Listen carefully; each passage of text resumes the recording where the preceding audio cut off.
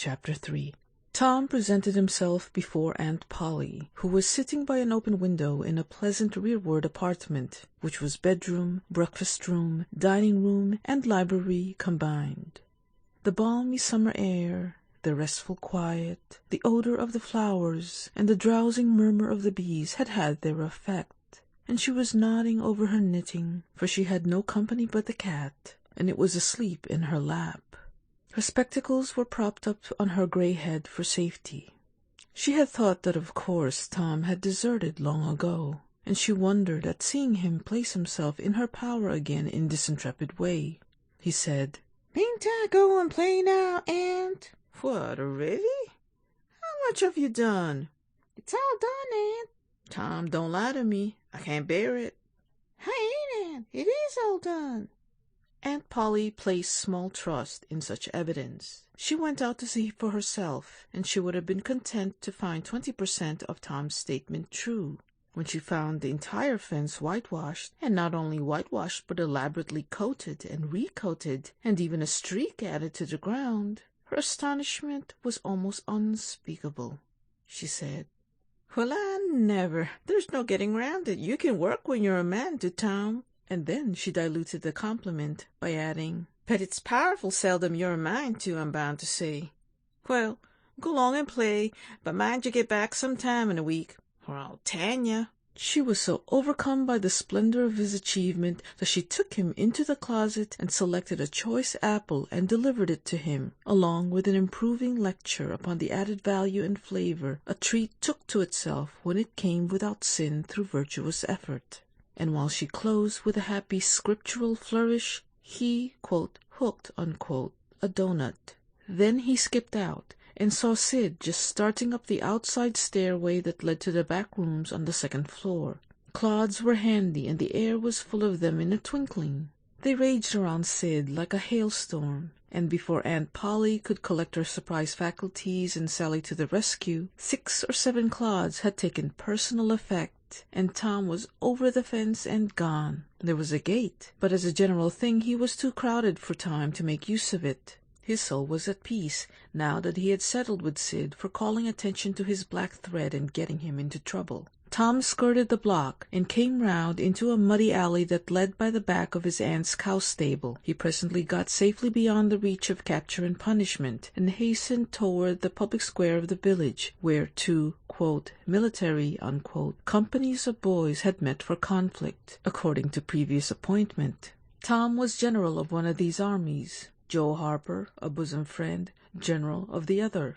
These 2 great commanders did not condescend to fight in person, that being better suited to the still smaller fry, but sat together on an eminence and conducted the field operations by orders delivered through aides-de-camp. Tom's army won a great victory, after a long and hard-fought battle. Then the dead were counted, prisoners exchanged, the terms of the next disagreement agreed upon, and the day for the necessary battle appointed, after which the armies fell into line and marched away, and Tom turned homeward alone. As he was passing by the house where Jeff Thatcher lived, he saw a new girl in the garden, a lovely little blue-eyed creature with yellow hair plaited into 2 long tails, white summer frock, and embroidered pantalettes. The fresh-crowned hero fell without firing a shot. A certain Amy Lawrence vanished out of his heart and left not even a memory of herself behind. He had thought he loved her to distraction. He had regarded his passion as adoration, and behold, it was only a poor little evanescent partiality. He had been months winning her. She had confessed hardly a week ago. He had been the happiest and the proudest boy in the world only 7 short days. And here in one instant of time she had gone out of his heart like a casual stranger whose visit is done. He worshipped this new angel with furtive eye, till he saw that she had discovered him. Then he pretended he did not know she was present, and began to, quote, show off, unquote, in all sorts of absurd boyish ways, in order to win her admiration. He kept up this grotesque foolishness for some time, but by and by, while he was in the midst of some dangerous gymnastic performances, he glanced aside and saw that the little girl was wending her way toward the house. Tom came up to the fence and leaned on it, grieving and hoping she would tarry yet a while longer. She halted a moment on the steps and then moved toward the door. Tom heaved a great sigh as she put her foot on the threshold. But his face lit up right away, for she tossed the pansy over the fence a moment before she disappeared. The boy ran around and stopped within a foot or two of the flower, and then shaded his eyes with his hand and began to look down street as if he had discovered something of interest going on in that direction. Presently he picked up a straw and began trying to balance it on his nose, with his head tilted far back, and as he moved from side to side in his efforts, he edged nearer and nearer toward the pansy. Finally his bare foot rested upon it, his pliant toes closed upon it, and he hopped away with the treasure and disappeared round the corner. But only for a minute, only while he could button the flower inside his jacket, next his heart, or next his stomach possibly, for he was not much posted in anatomy, and not hypercritical anyway. He returned now, and hung about the fence till nightfall, quote, showing off, unquote, as before.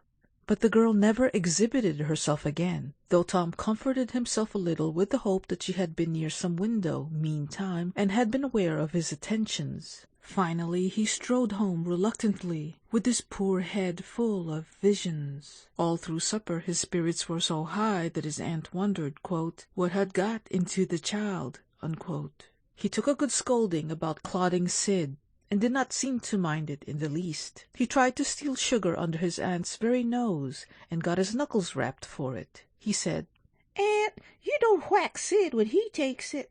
"Well, Sid don't torment about it the way you do. You'd be always into that sugar if I weren't watching you." Presently she stepped into the kitchen, and Sid, happy in his immunity, reached for the sugar bowl, a sort of glorying over Tom which was well nigh unbearable. But Sid's fingers slipped, and the bowl dropped and broke. Tom was in ecstasies, in such ecstasies that he even controlled his tongue and was silent.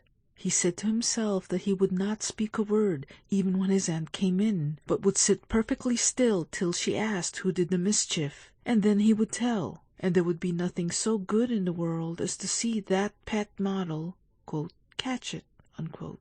He was so brimful of exultation that he could hardly hold himself when the old lady came back and stood above the wreck, discharging lightnings of wrath from over her spectacles. He said to himself, "Now it's coming," and the next instant he was sprawling on the floor. The potent palm was uplifted to strike again when Tom cried out, "Hold on now, what you're belting me for? Sid broke it." Aunt Polly paused, perplexed, and Tom looked for healing pity. But when she got her tongue again, she only said, "Well, you didn't get a lick of miss, I reckon. You've been into some other audacious mischief when I wasn't around, like enough." Then her conscience reproached her, and she yearned to say something kind and loving, but she judged that this would be construed into a confession that she had been in the wrong, and discipline forbade that. So she kept silence, and went about her affairs with a troubled heart. Tom sulked in a corner and exalted his woes. He knew that in her heart his aunt was on her knees to him, and he was morosely gratified by the consciousness of it. He would hang out no signals. He would take notice of none. He knew that a yearning glance fell upon him, now and then, through a film of tears, but he refused recognition of it. He pictured himself lying sick unto death, and his aunt bending over him, beseeching one little forgiving word. But he would turn his face to the wall and die with that word unsaid. Ah, how would she feel then? And he pictured himself brought home from the river, dead, with his curls all wet, and his sore heart at rest. How she would throw herself upon him, and how her tears would fall like rain, and her lips pray God to give her back her boy, and she would never, never abuse him any more. But he would lie there, cold and white, and make no sign, a poor little sufferer, whose griefs were at an end. He so worked upon his feelings with the pathos of these dreams that he had to keep swallowing. He was so like to choke, and his eyes swam in a blur of water, which overflowed when he winked, and ran down and trickled from the end of his nose. And such a luxury to him was this petting of his sorrows, that he could not bear to have any worldly cheeriness or any grating delight intrude upon it. It was too sacred for such contact, and so, presently, when his cousin Mary danced in, all alive with the joy of seeing home again after an age-long visit of 1 week to the country, he got up and moved in clouds and darkness out at one door, as she brought song and sunshine in at the other. He wandered far from the accustomed haunts of boys, and sought desolate places that were in harmony with his spirit. A log raft in the river invited him, and he seated himself on its outer edge and contemplated the dreary vastness of the stream, wishing the while that he could only be drowned, all at once and unconsciously, without undergoing the uncomfortable routine devised by nature. Then he thought of his flower. He got it out, rumpled and wilted, and it mightily increased his dismal felicity. He wondered if she would pity him if she knew. Would she cry and wish that she had a right to put her arms around his neck and comfort him? Or would she turn coldly away like all the hollow world?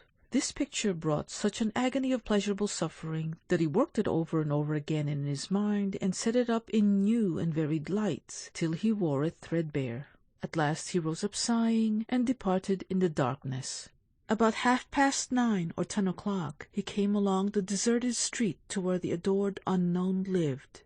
He paused a moment. No sound fell upon his listening ear. A candle was casting a dull glow upon the curtain of a second-story window. Was the sacred presence there? He climbed the fence, threaded his stealthy way through the plants, till he stood under that window. He looked up at it long and with emotion. Then he laid him down on the ground under it, disposing himself upon his back, with his hands clasped upon his breast and holding his poor wilted flower. And thus he would die out in the cold world, with no shelter over his homeless head, no friendly hand to wipe the death damps from his brow, no loving face to bend pityingly over him when the great agony came. And thus she would see him when she looked out upon the glad morning, and oh, would she drop one little tear upon his poor lifeless form? Would she heave one little sigh to see a bright young life so rudely blighted, so untimely cut down? The window went up. A maid-servant's discordant voice profaned the holy calm, and a deluge of water drenched the prone martyr's remains.